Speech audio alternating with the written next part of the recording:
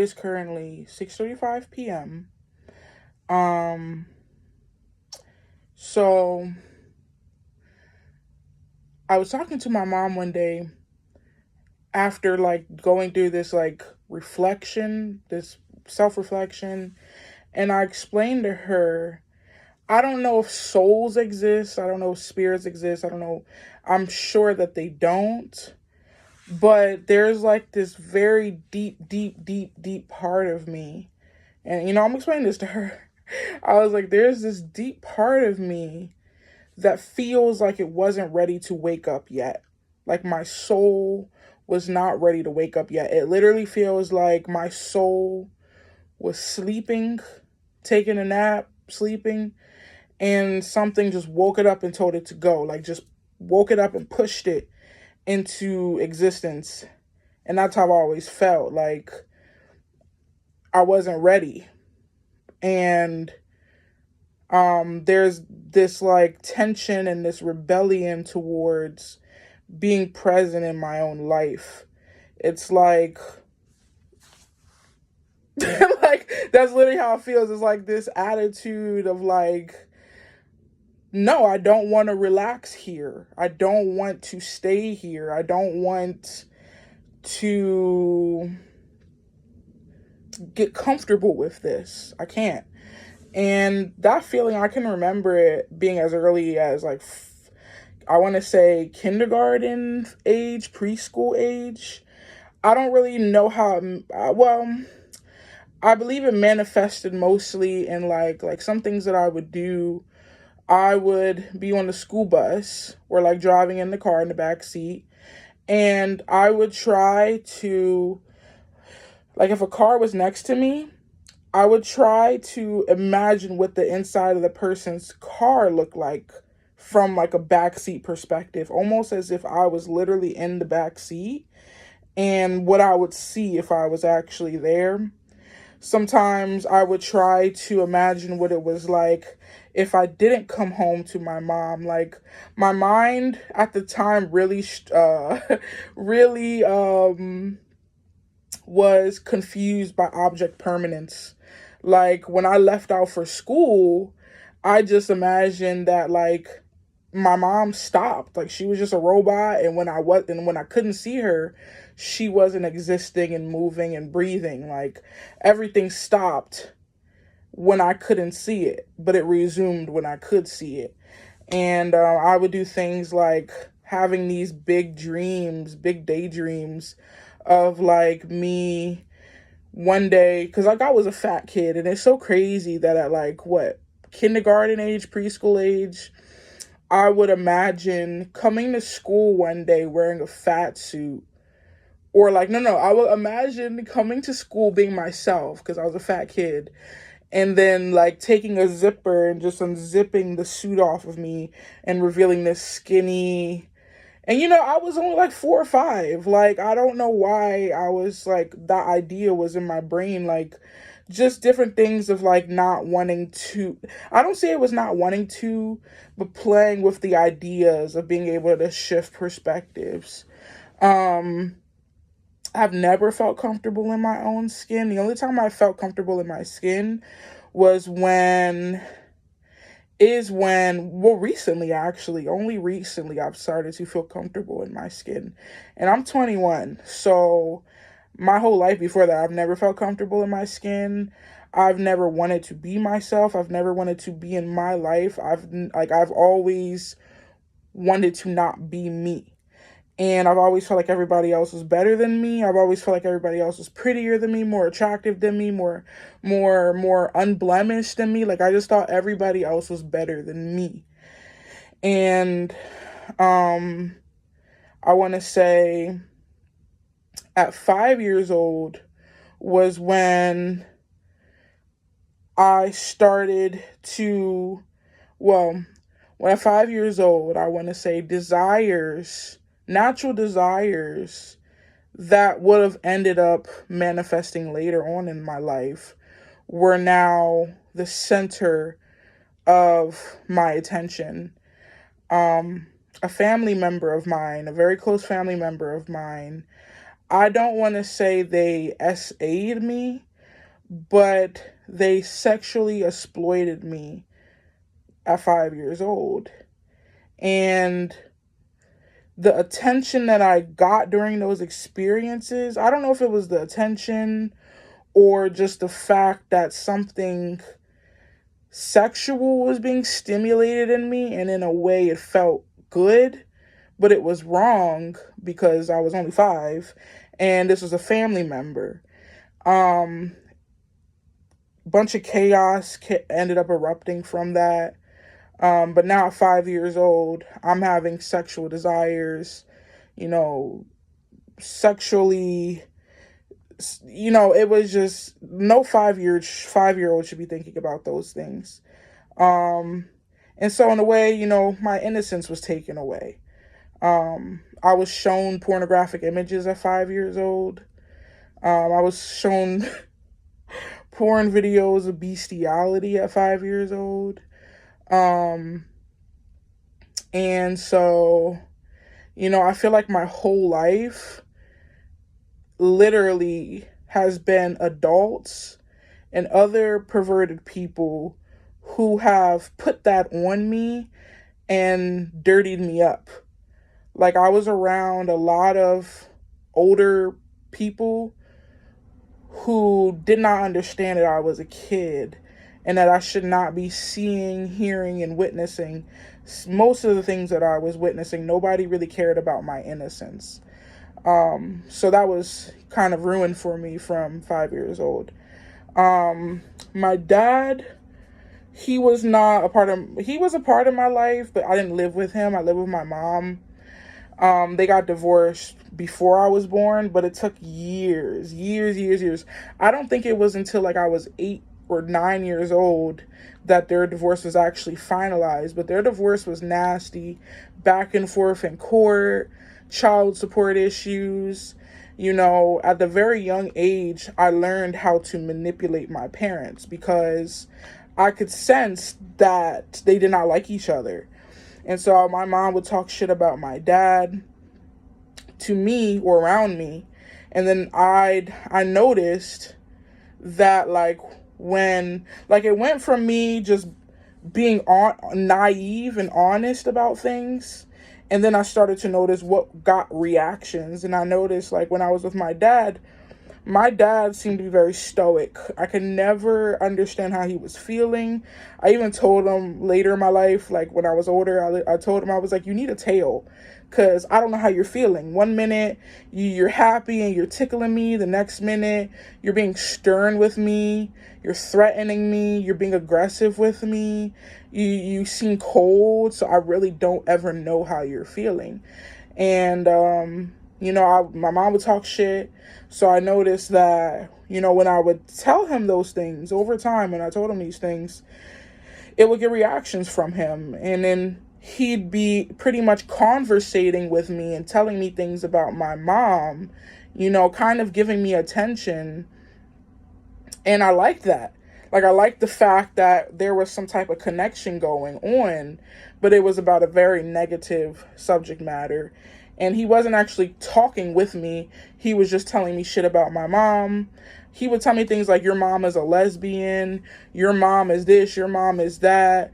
I mean, I talked to him last week and he still calls my mom a bitch. So I'm like, I don't know why you're calling my mom a bitch. You want to fight? But, so he was talking shit about her. I go back to my mom, tell her what he said, and I'd be the one going back and forth, just instigating pretty much. And that's how I got attention from my dad. And that's how I got attention from my mom.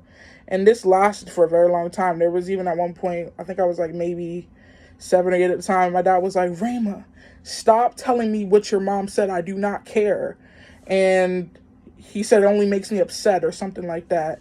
And I heard him, but a few hours later, I was like, well, mommy said.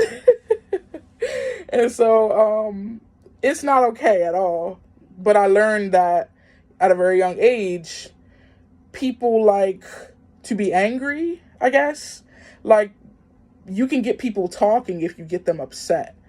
So I learned that. But my dad wasn't really a part of my life. They had split custody, so he would see me on the weekends. My mom took care of me, pretty much 24/7. My mom worked as as a CNA or a GNA, so she would work. So like my routine pretty much every day was, my mom worked 16-hour shifts. So it would be like Monday, get up for school. My mom was not there the whole morning. Um, I would get up for school. My mom wouldn't be there. My grandmother would get me ready, get us breakfast, and then get us out the door to the bus. When I got back home from school, I think my mom was usually taking a nap. And then I'd stay at home for a few hours, and then she'd wake up from her nap, get us ready for bed. Sometimes we'd stay home, or sometimes she'd take us to my aunt's house and we'd go to sleep there. And then the next morning she'd come and pick us up from my aunt's house, bring us back home, get us ready for school. So like my mom was always on the go. Um, she slept a lot, she worked a lot, but she still made time for fun things. Like we would go to Skateland. My mom at one point she bought us bikes, and we'd be outside.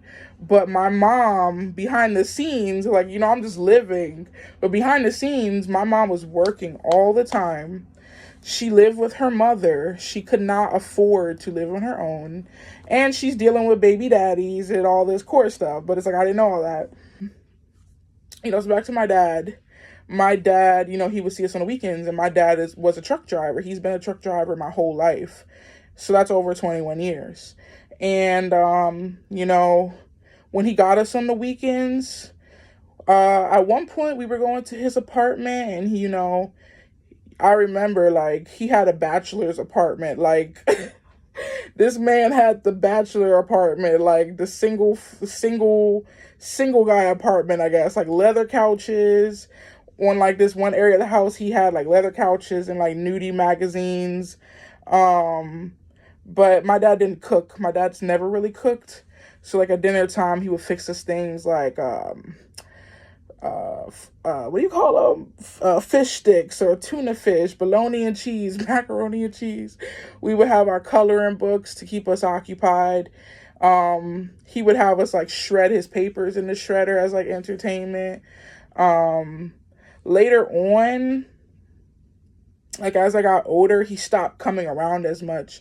So like there would be weekends where like I'm expecting my dad to come, and I'd be sitting and waiting, ready, my bags packed and everything. And then next thing you know, he's calling saying, "Oh, I can't come this weekend." And so, that would be disappointing. But I think when I was 9 years old, the family member who was sexually exploiting me got found out and was removed from my home.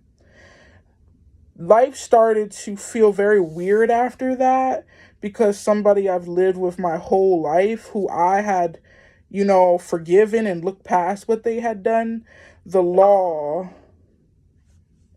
the law had a job to fulfill in that moment.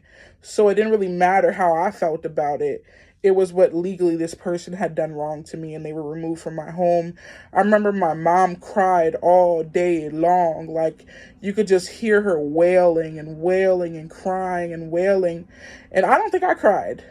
I don't think I cried at all. I just listened to her crying, and I knew that this is something I should be crying about, but I didn't cry. But I really did care for this person. And I remember right before this person left the house, I said, "Can I have a hug?" And they said to me, "No, I don't give hugs," and left. Um, so at that time, when I was 9 years old, my mom had started dating somebody who she was friends with or had dated back when she was like in her teenage years. So, after all that happened, she ended up moving in with this man, but this man lived, so let me slow down. So we ended up moving in with that man maybe like a few weeks later. I didn't know we were moving. It was just like one day, and my mom was like, "We got to start packing." And so my mom had lost her car previously. She got it towed because she couldn't make the note. She didn't tell me that we were moving because, you know, she didn't have no money. And I didn't know that at the time. I just thought like, oh, like cool adventure, like we're moving somewhere. But so we didn't have a car, and pretty much we had to move all of our things in a taxi cab, and you know, all of our belongings. And that was the last time I ever had seen a house. But I skipped a part because like we moved out of my grandmother's when I was like 8, and then we moved to that one house, and then we moved out of that house when I was like 9. So we moved in with this man whom my mom had been seeing for a little bit, and his daughter. He had a daughter. And that's when I kind of stopped seeing my dad. My mom and this man, I won't say his name. I mean, I don't give a fuck, but I want to be mysterious. So I'll call him Josh. Josh was a 35, 37-year-old man. He lived off a disability. He lived in a 1-bedroom apartment, and he did not have a job. So he pretty much stayed home playing video games all day long, drinking, smoking, getting high. So when we moved in with him, of course, like I'm a kid, I don't know any of these things. And I didn't know these things until like looking back on it now that I'm an adult. But you know, we moved in with him and his daughter, and you know, life for me, life was good. Like life was okay. I didn't have any bad feelings about it. I didn't feel a negative way about it. And I didn't necessarily miss any of, you know, anything. I just was moving how life was moving. I was going with it. And so they ended up getting married in like January, because like we moved out of that other house like in like September or the fall. I just remember being cold outside, and they got married the following January at the courthouse. And so my mother's now husband, his own daughter didn't even want to come into the courthouse because she did not agree with their marriage at all. She did not want any part to do with it. And, you know, to me, I'm just like, I'm looking at her like, why are you being like that? Like, this don't got nothing to do with you. Like, I don't know. That's how I felt about it at the time. You know, I was 9. But, you know, so my mom now didn't have a job, and all of us, me, my sister, my stepfather's daughter, my stepfather, my mom, all 5 of us were living in a 1-bedroom apartment, not on the lease, living off of his disability because my mom did not have a job at the time, and she did not have a car. So I didn't realize how stressful things were. Like I said, I was just kind of living life. I didn't see anything as negative. I just was just moving how life was moving. But my stepfather, my mother's then husband that she just got married to, he was not father material at all. There was a period of time shortly after we moved in with him that my mother did finally get a job, and she I think she was working at like Rural Farms or something, and she would have to leave us in the house with him. And I think one of the first instances happened when no. So this is what happened. Shoot, let me because I talked a lot. One of the things we used to do as a family was play games. We would play games like Uno, Monopoly. So, you know, you're a kid, you're playing Uno, you want to win. But the thing is, when you're playing with adults and you're a kid, there are obviously limitations. Like you might think that you're gonna win, but these adults have been playing longer with you. They're smarter than you. You know, they know how to play. But the thing is, my parents, they played to pretty much make fools out of us, to flex and like win. But the thing is, like, they weren't cheating, so they felt like them winning against children was actually a flex, and that would like fill their egos up and remind them of when they were kids, when they used to play. So one of the things we used to do was we would gamble, but we would use candy. We would buy a big bag of candy. Everybody would get like 20 pieces of candy. And so when it was my turn, when we would play Uno and it was my turn to go first, I would bet like 2 pieces of candy. So I would put in 2 pieces. My sister put in 2 pieces. My stepsister put in 2 pieces. My mom put in 2 pieces. And then my stepfather put in 2 pieces. That's 2, 4, 6, 8, 10, 2, 4, 6, 8, 10 pieces of candy in like the little gambling spot. And I'm just looking at it like, I'm going to take all that candy. What ended up happening is I would lose. And I would just start crying. And it would get to a point where I would lose all my candy. And I would just bust out crying, running around, and all I could remember was just them laughing at me so hard, just like laughing at me because of the reaction I was having, the fact that I lost all my candy and there was nothing to do. There was nothing I could do to get it back. I don't know how to describe it, but even though it was just a game, it did not feel like a game to me. It literally felt like I lost everything and there's nothing I can do to change the situation, and I just get laughed at. Granted, I was being dramatic, but I don't think that everybody can handle those types of games. And unless you're self-aware enough to be like, yeah, I don't want to play because I know how I get, I didn't, step out, or ask not to play. So they would do things like I would run into the bathroom crying and I'd lay on the floor. No. I'd run into the bathroom crying because I lost all my candy. And my stepfather would do something like take a piece of candy and flick it under the door and say, there you go. And I would get so pissed off even more. So there was one time I got so pissed off while we were playing and I started yelling at him. And in a second, he got up on the table and was like, what did he say to me? He said something, he threatened me in other words. He pretty much was like, you're not going to yell on me. You're not going to yell at me. You need to stay in your place. And I'm not going to go to jail for just hitting you or something like that, where he was pretty much saying like, if he's going to go to jail for doing something to me, it's not going to just be a hit. It's going to be like actual harm caused. There were times where my mom would like punish me for something and he would come and like mock me and like laugh at me because I got punished and just do like childish things. And then when I tried to fight back against him and tell him to leave me alone, he would flip the script and become aggressive with me as if I'm doing anything wrong when he's the one provoking. And so, I don't know how my mom could just see all that and be like, yeah, he's safe to leave around my kids. But she didn't have no choice because she needed to go get money. So at some point, my mom got a job, left us alone with him. We've been living with him now for like 2 months. And one day, he used to always pick on me about my weight. And one day he came out into the living room and was like talking about something. And along the lines, he had said something to me. And I was like, no. He just wanted to start something. I think it was like he just wanted to like instigate or whatever. So he told me to get on the scale and show him my weight, but he wanted me to do it in front of my sisters.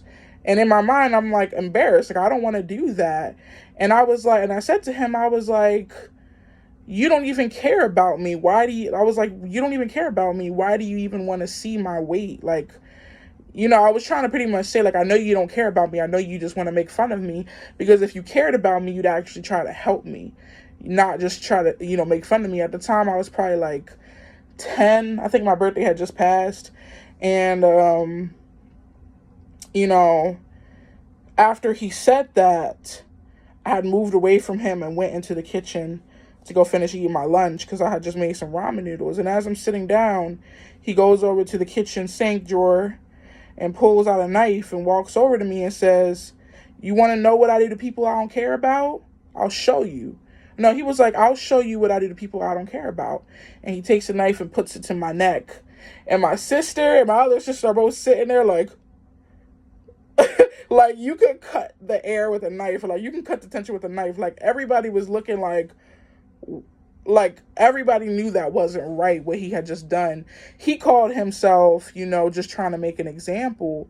But to the point where you go to somebody else's kid and put a knife to their neck to express your idea to them. Like, so after that happened, after he did that, I just bust out crying. Because, like, the thing about me is, like, I did not understand a lot of the things that were happening in real time, but I understood what they were supposed to mean.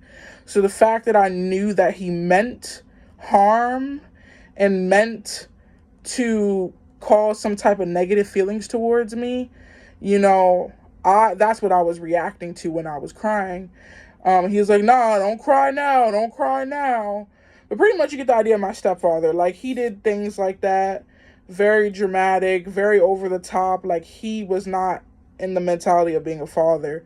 And multiple situations like that have happened over the years. My parents fighting in front of us, my parents getting drunk and fighting in front of us, now at the dad's house, my dad ended up getting married to some lady who had like 8 kids.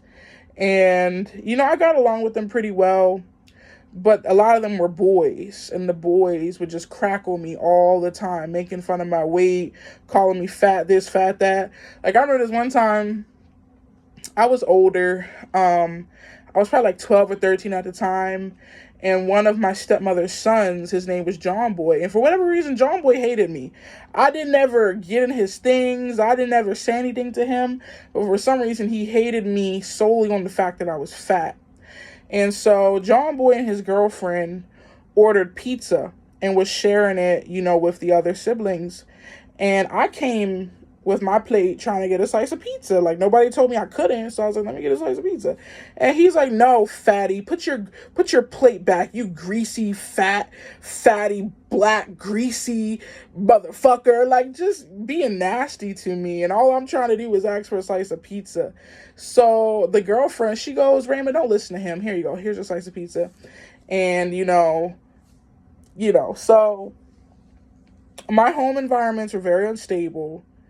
I was put around people who were not very safe and not really in the mindset to help me grow or teach me anything. There was just a lot of people who were hurt themselves and just bled onto me. And,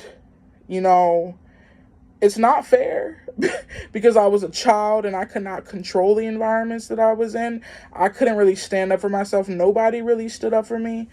Like, there was a time where I was at my dad's house. My dad, when he would pick me up on the weekends, sometimes he would pick me up and drop me off at his house, and he'd go to work. So he wasn't actually spending time with me, but I'd be there with all the 8 children. And so they decided to go to the store one day, and we all went to the store. And one of the siblings goes, she like holds up this stuffed animal, and she's like, "Rayma, you want this?" And I was like, "Yeah, it's a stuffed animal. Yeah, I want it." And she takes it, starts like squeezing the head and wringing it. And I'm just looking at her like, okay, she's expressing frustration towards this inanimate object. And then she says to me, "If you tell anybody, this is what I'm going to do to the stuffed animal." And I'm like, but like, I understood what she was trying to express. Like, I understood what she was trying to get at. But I didn't understand why she was saying that, because I didn't see anything going wrong to the point where I needed to tell anybody anything. But long story short, what they were doing was taking items out of the store and then going and putting them in the car. So pretty much stealing. And I didn't even know. Like, they were doing it right in front of me, and I didn't even see it because I'm not in their world. I'm just like lollygagging, looking around and stuff. And so my stepmother would do the same thing. My stepmother bought a $300,000 house along with my father. They both had cars, a big house. This woman, she would lie on her food, like, she would lie to the government about her income and the kids she had, and would get almost $1,000, probably even more than $1,000 a month for food stamps. And so she'd end up, getting all this food every month. She had all this money, all these food stamps. Yet we would go to Walmart and she would steal candy. And I like one time I literally caught her. I'm looking at her as she's stealing sour Skittles, and she's asking me what candy I want, and she's putting it in her bag. And then we get out to the car, and she starts taking out of her bag. And like in the moment, I'm just thinking like, wow, like she really just stole that. And she hands me a box of candy, and I started looking at the calories. And she's like, girl, don't ever look at the calories, just eat it. But, looking back at it, I'm like, woman, you are a grown ass woman getting free money from the government, lying to the government, stealing from the store, making good money. Like, you're about to risk it all for a box of Skittles, for some candy. Isn't that crazy? That's so crazy. It's not even like she was stealing out of necessity. It was just the fact that I think what it was is that she felt like she was getting over on somebody. Like, I'm going to steal this stuff and ain't nobody going to know and ain't nobody going to catch me. Like, this is what y'all get. Like this sense of like entitlement. Like I said, I was around a lot of bad influences as a kid, a lot of people who did not care about my innocence, did not care about teaching me anything, did not care about growing me in any type of way, at all. I would tell I would tell my stepfather, hey, I want to be a scientist when I grow up. And he'd be like, oh, you can't be a scientist because you're bad at math. Or like we would play Monopoly, and I would have trouble with like subtracting like the hundreds and stuff like that. And they would just humiliate me. They would ask like my little sister, be like, oh, since Raymond can't figure it out, Folly, you figure it out. How much is this and this? Look, even the 3-year-old can get it and you can't get it. And like it would just really frustrate me. Like, and it's like I look back at all these things and I'm just like, no wonder why my self-esteem is so low. Like the constant humiliation, I swear, like living like that, it's like I always feel humiliated. Like there's this deep humiliation that lies within me, as if like my imperfections were not common. Like people didn't struggle with math, or people, like people didn't lose their shit sometimes. One of the most like humiliating things was when I was older at this time. I was maybe like 15, and my mom had found my personal diaries, and instead of just like, oh, that's her personal book, let me leave it alone, she would go through my diaries, laugh at me for writing certain things. Like I would write like suicide notes and like notes that I wanted to harm myself, and she just laugh at it and be like, who you think you fooling, and shit like that. Like she would take her marker and cross things out, circle things, tell me I was disgusting. It's like my whole childhood, was just, all I wanted to do was become an adult, because in my mind, like becoming an adult was like a dream. It was like, I'm going to have freedom. I'm going to be independent. But it's so crazy because I could never fathom myself getting older. Like I would always try to imagine what I'd look like in my head, and I couldn't. Like I didn't even think that I'd live past like 18 for whatever reason. I had this like impending feeling of doom, like God was going to kill me. And I couldn't really put it into words then, but I can put it into words now. But for a very long time, mostly from like the age of like 12 to like 18, 19, I honestly thought God was going to kill me. And it's because I believe that there were things that I needed to be doing that I was choosing not to do. Therefore, I did not deserve to live. Like I remember when, like I was a heavy kid. I've always been overweight, obese. And so I think at like, what was it? I think it was like, I want to say like 15 or 14. I was like 189 pounds. And I told myself, if I ever get to 200 pounds, I'm going to off myself. Like, I do not deserve to live. This is not funny, but tell me why. Like, maybe I was like 16 at this time. I step on the scale and it says 200 pounds. And I was like, I was like, I have to do it now. And like, I was, it's like, I also feel like, I had a lot of internal things going on in my brain, but I never said those things. So it's not like anybody could check me or be like, hey, like, you shouldn't be thinking like that. Or maybe, like, I didn't have that. I just kept everything inside of my head. So it was like nobody actually knew these things. My parents didn't know these things.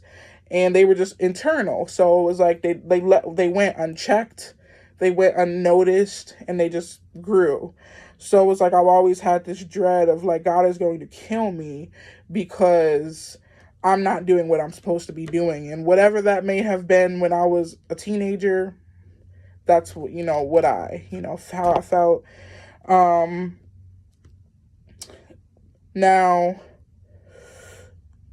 because of the sexual exploitation with the combination of feeling like I'm always going to die, you can imagine now that I'm about to say this, that, okay, I'm not now, but when I was 18 years old, my mindset was, okay, I'm going to die soon, and I do not want to die a virgin. So that led me to behave in a way that I would have never thought. And I ended up losing my virginity to a random man on the internet. Didn't even know his last name, never met him, but I lost my virginity to this random 30-year-old man, and I was 18, and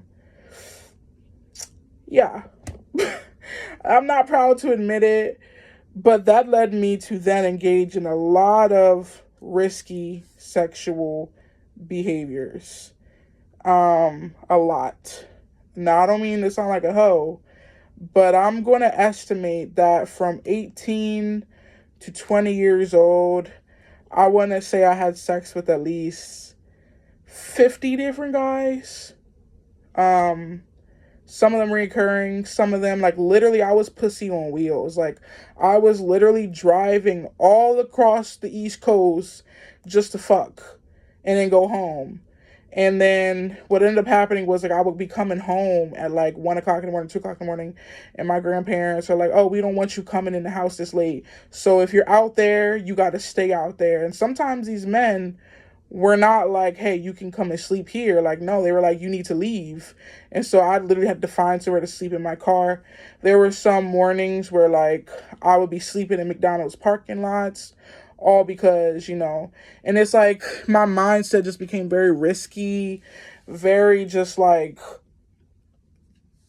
not really knowing the consequences fully, but just not really giving a damn about them enough for it to actually change the way that I was thinking.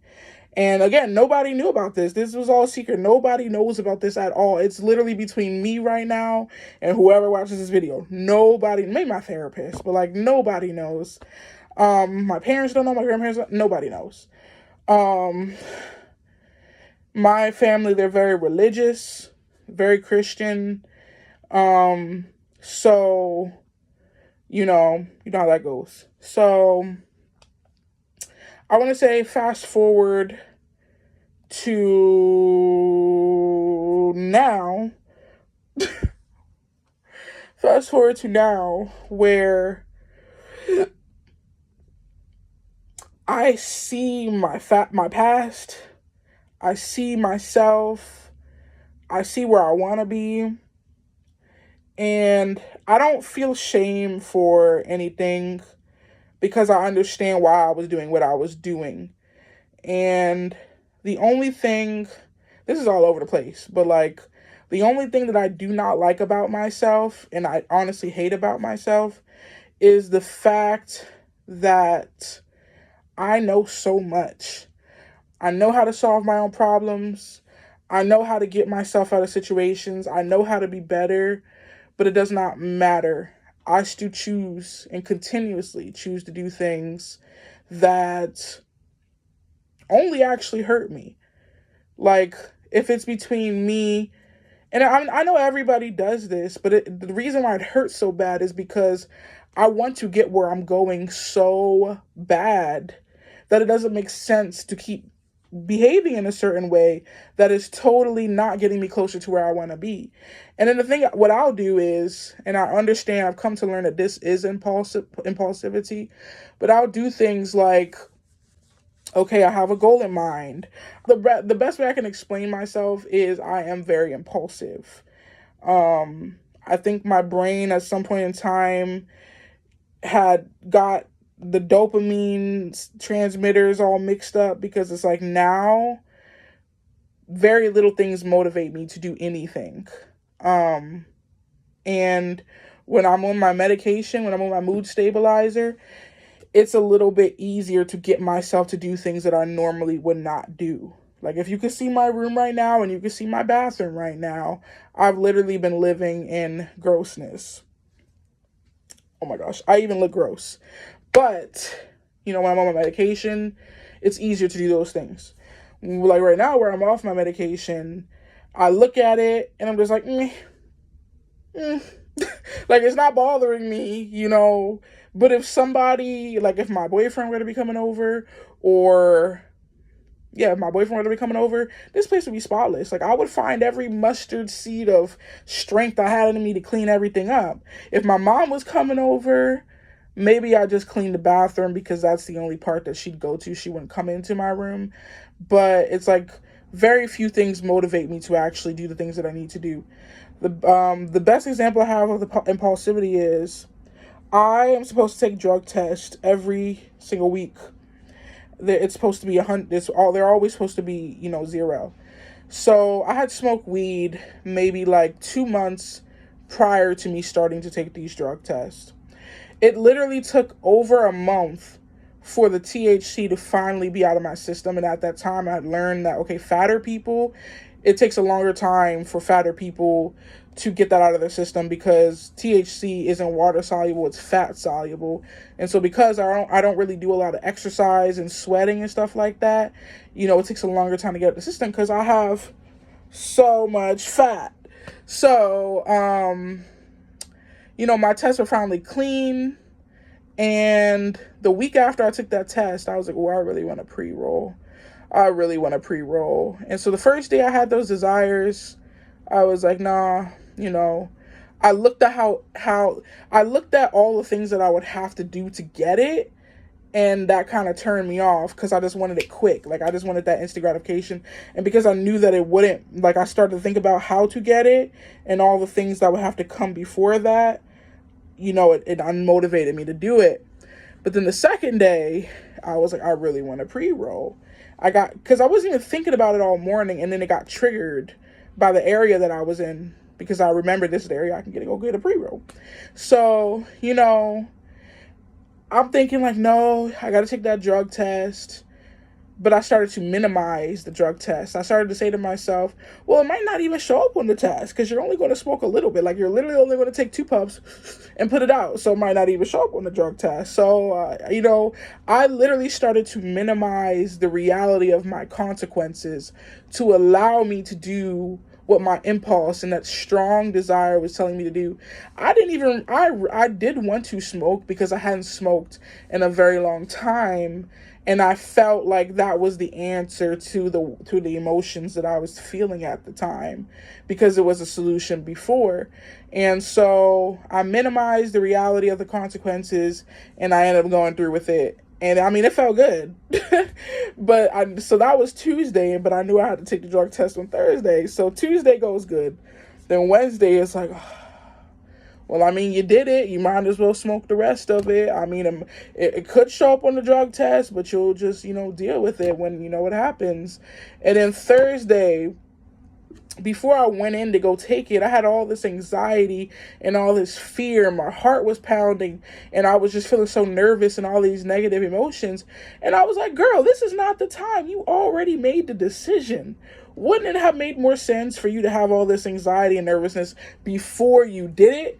Because if you would have had it before, you probably would not. If you would have let that sink in before, if you would have let all these worries and anxieties sink in before you did the behavior, that would have made more sense. But you've already made the decision. So don't sit here and be scared now. You already did it.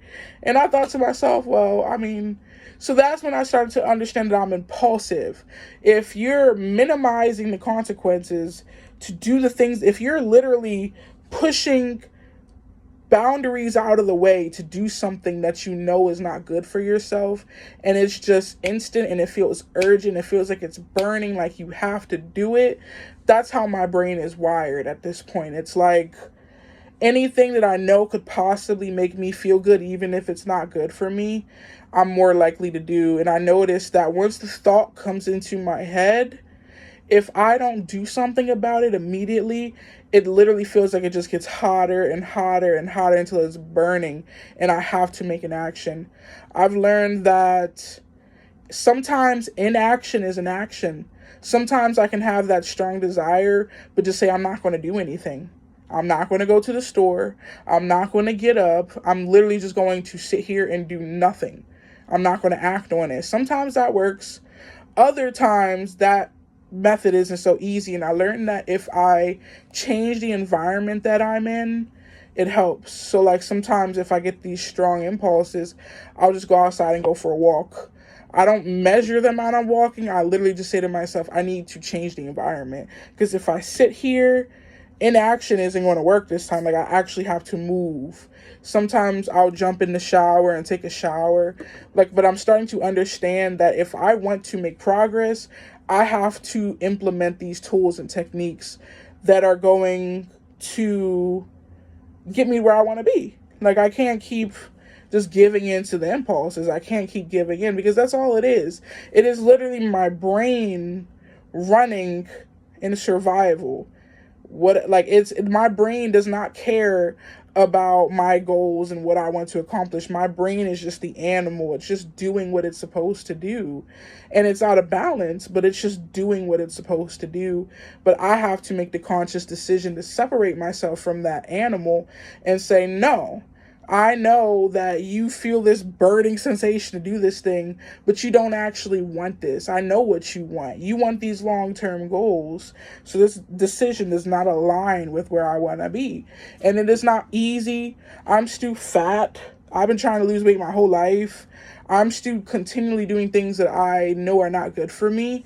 But every small win is a win. Now, these past 2 weeks, I've been off my shit. I've been feeling shitty. I've been feeling terrible because my life has gotten very stressful these past 2 weeks. Things are happening in my life where I could lose my job. I could lose my income. And so it's like in my mind, it's like, well, fuck everything. I'm about to lose everything. So just, I can't stick both middle fingers up at the same time. But, I mean, I can, you see. But fuck everything. Like, I literally do not give a shit at this point because I'm about to lose everything anyway. Like, I'm not going to take me out, but somebody can take me out because I don't want to deal with the consequences, even though I know that I can deal with the consequences. I can survive. It's just, do I really want to if things are going to be as terrible as I see them being? So my life and the stress has been affecting my motivation. I didn't even brush my teeth this morning. 2 weeks ago, I was setting my alarm for 6 o'clock in the morning, going out walking, having a balanced breakfast, coming in, taking a shower, doing my makeup, exercising. And these past 2 weeks, I've literally called out of work 4 times, using my sick time, using my PTO, called out of work because I'm like, I don't want to work. Like, I don't feel like it at all. Like, I do not have the capacity to do that right now. And I did, but I did not feel like pushing myself. I did not feel like giving that effort. And yeah, like life is lifing. But that was all over the place. That was all over the place. I'm drinking this because I think I drank a bottle of water today. But I know that it's good to have electrolytes in your system. So instead of getting a Diet Coke that has no electrolytes and nothing in it, I just decided to get something that at least had some type of nutritional value to it. I mean, I need water, but I literally motivated myself to go take a walk to the store. And I told myself, I can get something sweet to drink if I take my ass and walk it up to the store.